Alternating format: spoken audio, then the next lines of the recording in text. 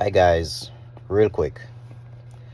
I just want to drop this word right here before I go. This is your season for your breakthrough. And I'm telling you this because this is how I heard it. This is your season for your breakthrough. This day, on this day, the 26th,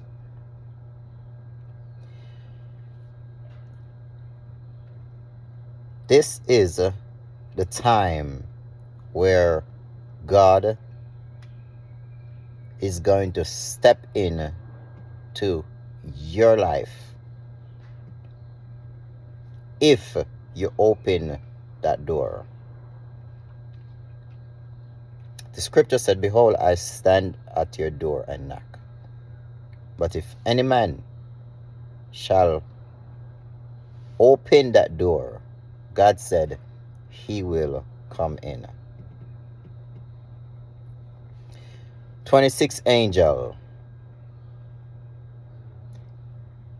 means it's time to bring your life path into balance in order to achieve. Okay? Today is the 26th of April. And prophetically, spiritually, 26 angels. It means it's time to bring your life path into a balance in order to achieve eternal peace. This number has a lot of master energy around times of delight, right? And balance and striking the right chord between financial abundance and material rewards with living a divine life and cultivating spiritual reward also.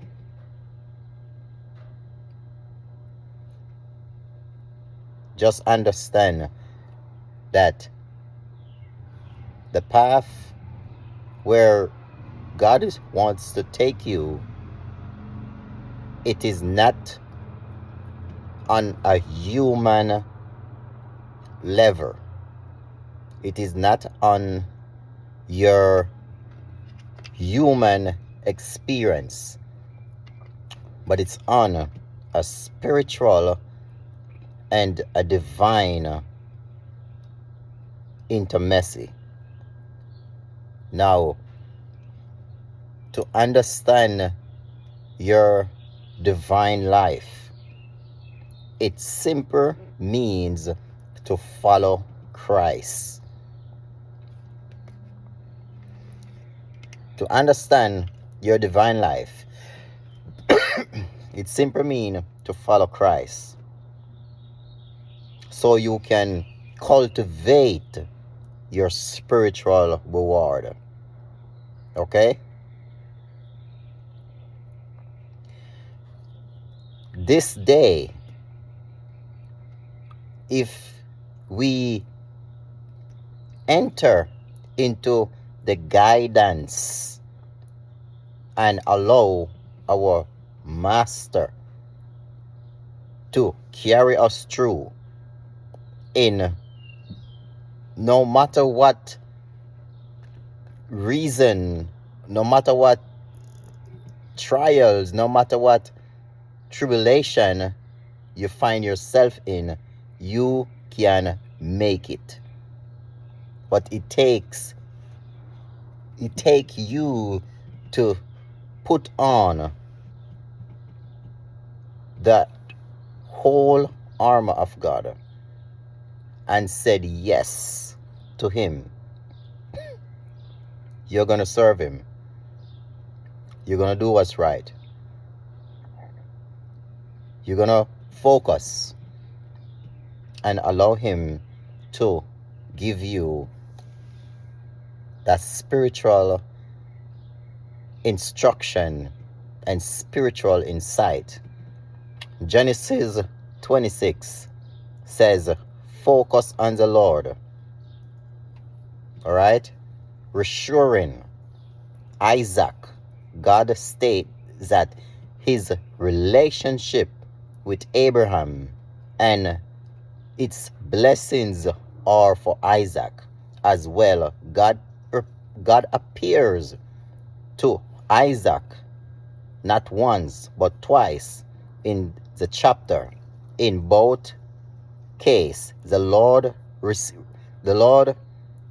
restate and emphasize the covenant promise he had made to Abraham and is now making to Isaac. Okay?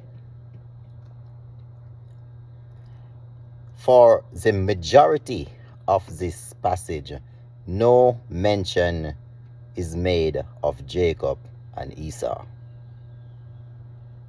You understand?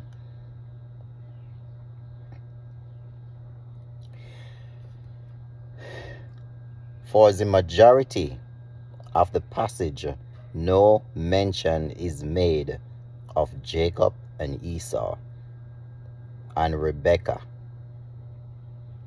Material status is obscure. It's likely that most of this chapter is set back before Jacob and Esau are born. Isaac and Rebekah were children for 20 years, living plenty of time for these events to occur. A season of famine falls on the land. It is a different famine than the one that drove Abraham to move to Egypt in Genesis 12. In fact, the Lord appears to Isaac and commands him not to move to Egypt, but to settle instead in Gerar, the region of the Philistine ruled by King Abimelech. All right? Abimelech, or however you pronounce his name. Abraham knew in Genesis 20 and 21, or a new one, right? Interestingly, both the king and the commander of the army have the same name as in the incident with Abraham. This might prove this, or in fact that very, okay?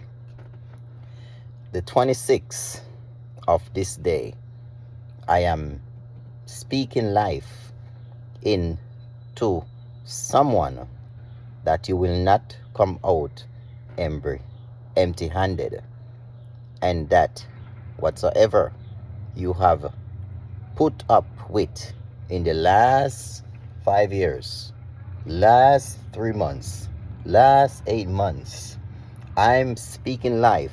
Whatsoever that you have lost and you're trying to regain, I'm speaking life into you that you can recover them all.